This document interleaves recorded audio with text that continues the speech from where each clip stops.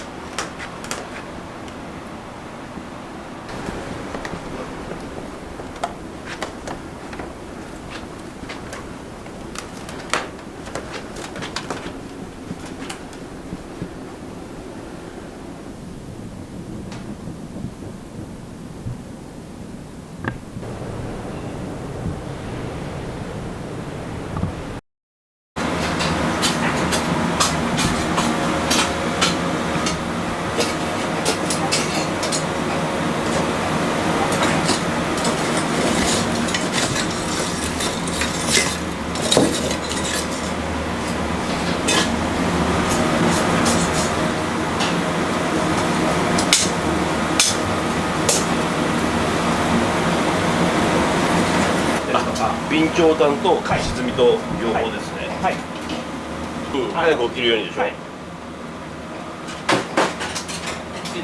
入ってますね、大体。はい。ずっと。はい。どうしても。はい。備長炭だけだと強すぎる時もあるし。はい。最初なんか火の起こりっていうかそういうのもあるので。はい。どうしてもタレをつけてずっと長時間焼いていくと火力が落ちていくんで。はい。まあ混ぜながら。はい。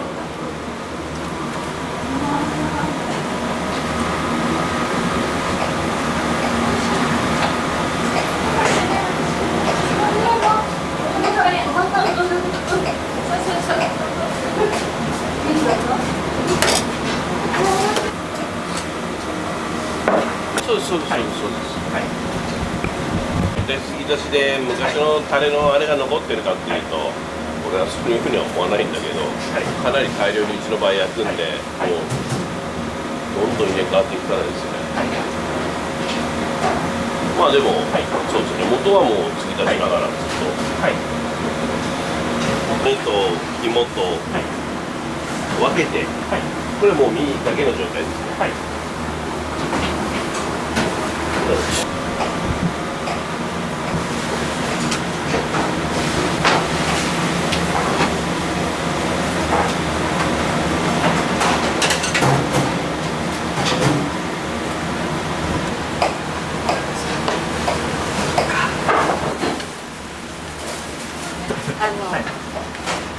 今日は80個です。はい、頭は80個分で。土日はですね。はい。また足らなかったら追加で。なるほど。はい。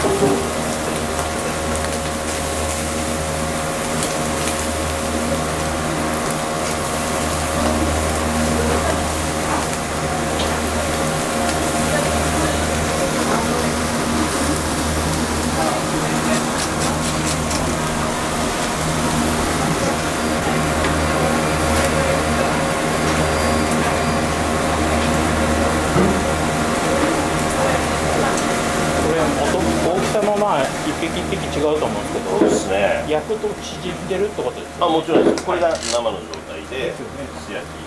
はい。